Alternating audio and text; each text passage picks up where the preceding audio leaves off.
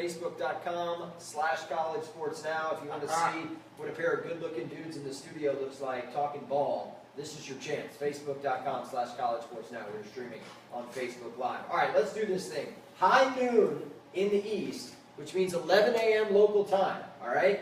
TCU is at Kansas State. I've been having a lot of fun with this one. The line opened at 4.5.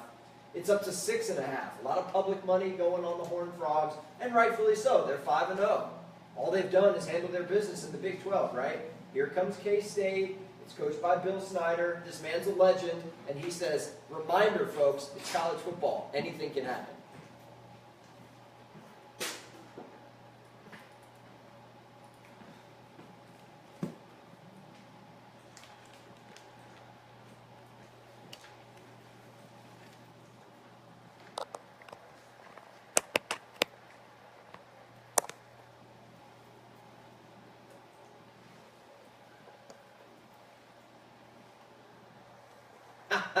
That was me earlier in the week when I had Felder in here on Monday. That's how I felt.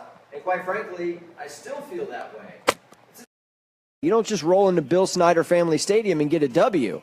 Having said that, rubber hits the road today, Felder. We need to lock in some official picks. Yeah. TCU is a 6.5-point road favorite in this game. Who you got? Lock it in. TCU all day. Come on. Bill Snyder and his whole family can be at that stadium, and they're just going to watch him take this L. I love TCU. Physical football travels. Yeah, they play nice defense. Yeah. I'll tell you what. I'll put my money where my mouth is. I am not afraid. Give me K-State, early upset, knocking off 6th-ranked TCU. I'll take K-State straight up. Don't need the 6.5. Wow. Kansas State wins at high noon in Manhattan, Kansas. Book it. Let's move on. 3:30, ACC country. Georgia Tech, Miami. We talked about this in the show open. Mark Walton's out for the year. All I heard all summer about Miami was it's going to be interesting to see what happens if Mark Walton goes down. Well, he's down. How does Miami plug the hole? They're thin at that position. Are you concerned, Felder? Who you got? Miami's a 6.5-point home favorite, 3:30 on Saturday. I'm going to go with the Canes. I think that they find a way to rally. I think defensively they are so outstanding. They're so disruptive up front that's going to allow them the ability to buy themselves some time by being able to slow down Georgia Tech. I think that's a big plus. This team can still produce big plays. We've seen Braxton Berrios do it. I think we can look for them to lean on their playmakers a little bit more, go out, make big plays, and at home get that W. Paul Johnson, the head coach of Georgia Tech, the wily veteran, he talked about Miami's defense. The keys, we got to hang on the ball. If you hang on to the ball, we can be decent. If we start turning the ball over, it's going to be tough. And these guys will probably, well, at least to this day anyway, till this point, they'll have the best skill players we played against on offense. Yeah, that's probably safe to say, PJ. You haven't really played anybody outside of Tennessee week 1. Here's the thing. You're going Miami? Yeah. Straight up at home? Taking the Canes. Give me Georgia Tech. Second upset of the day. We're going straight dogs here just to kick off the pick segment. I like GT on the road. Miami, how do you handle success? I don't know. I don't know if I can trust you. Mark Richt, heck of a coach. It's not a personal thing. I just, 18 to 22-year-old kids at home being told how good they are all week, getting patted on the back, going to class. Hey, man, great win over Florida State. Yeah, well, guess what? You got the perfect option coming into town this week. You better be ready. I see what you did there, the perfect option. I like that. Thank you. I'll be here. Well, I won't be here all week, but I'll be here all the next week. Auburn LSU. Let's head to the SEC.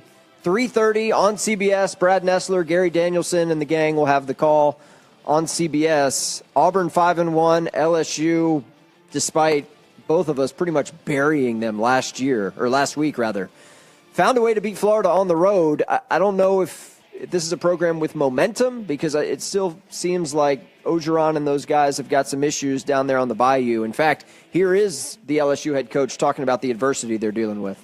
I need to lead this team better. And although that we had success, let's tell the truth, Monday, we have to deal with this thing and we have to put it to bed come around 5 o'clock because we got a very tough opponent coming. So we have another challenge ahead.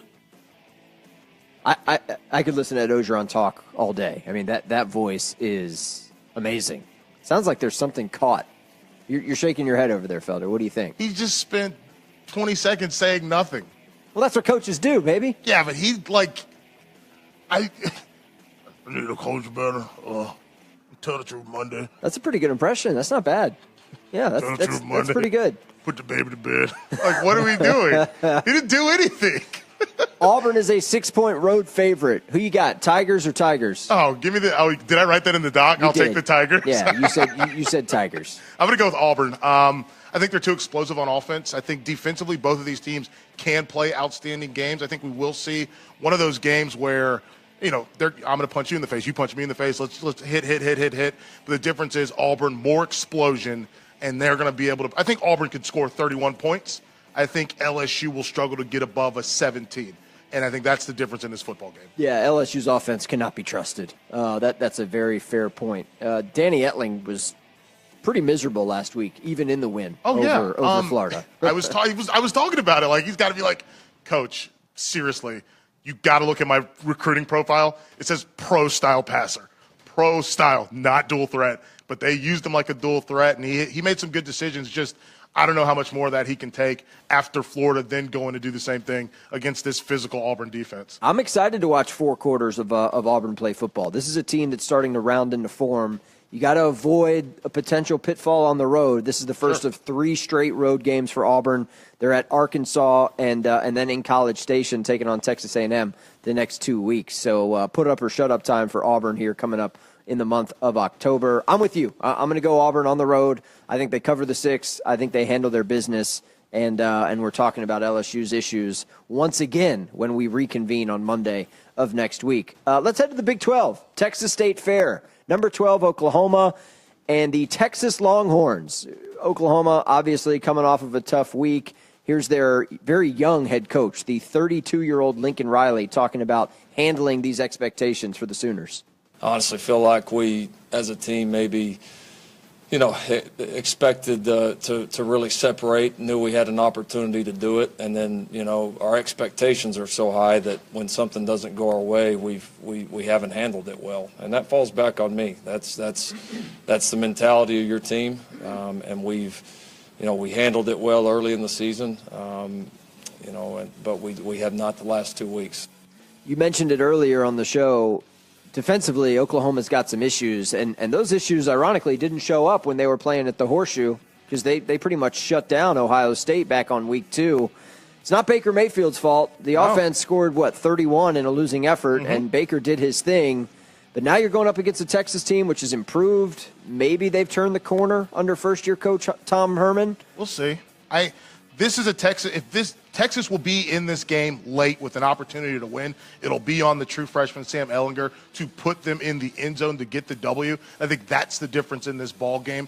I think Baker Mayfield makes one more play. He gets that extra, buys some extra time, and he keeps his eyes downfield instead of scrambling to pick up a first down. He's able to throw a touchdown. Ehlinger's still at a point in his career where those scrambles for him turn into tuck it and run. Mayfield's at a different point where he recognizes, let me get these eyes downfield, scan. Okay, I got my man CeeDee Lamb over here. Let's go put 6 on the board. So you think it's tight, but you're picking the Sooners. I'm picking Sooners. I'm going to go Oppo here once again. This is a separation Saturday for me. It is. Well, listen, I'm not picking all chalk like you over there, okay? I'm taking Texas, a 7.5-point underdog in a neutral site game, straight up. I don't even need the 7.5. I got Texas winning the game straight up.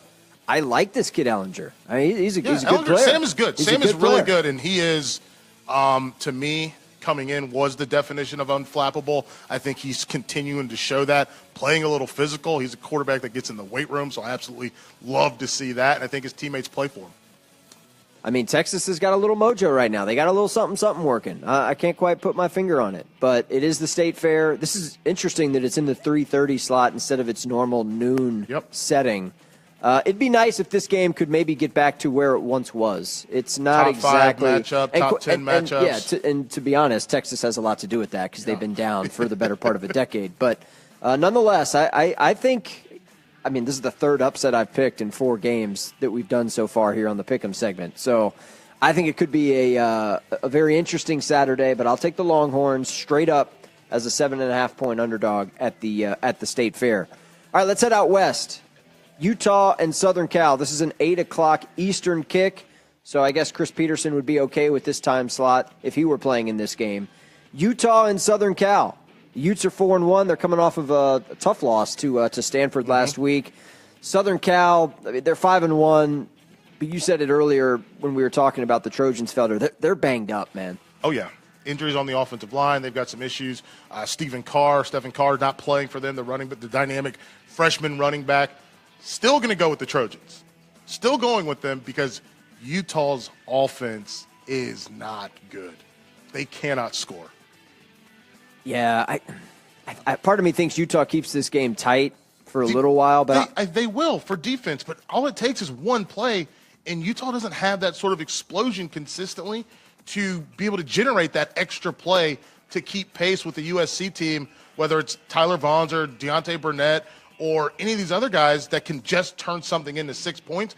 They don't have that. I think Dwayne Carrington is good, but I don't know. They don't get him the ball enough. He doesn't get enough touches to do anything super dynamic, and I think that's the difference. Yeah, kind of like what we talk about with LSU. I mean, they got some guys, but offensively, if you need to score 30 to win, you're going to have a hard time doing it. And Southern Cal is going to be able to do their thing. So I'm with you. I'll take Southern Cal at home to handle their business. The 13-point line is a little high for me. I think Utah maybe keeps it a little closer than that. But, yeah, I'm with you. I'm going to go Trojans. So I'll put you on the spot here since you took all chalk here in our pick'em, Felder. You got an upset? You got anybody lurking out there on Saturday that you think might be able to pull off the shock? Ooh, well, upset. What was West Virginia? If West Virginia's playing at home, that probably didn't count as an upset. They're home to Texas Tech, but they're like a slight 3-point favorite. Yeah, in that I think game. Texas Tech beats West Virginia for sure. Wow. Yeah. How about that? Yeah. And this place is an insane asylum again. Mick Hubert's excited about that. Very nice. I like this Texas Tech team. Really? Yeah.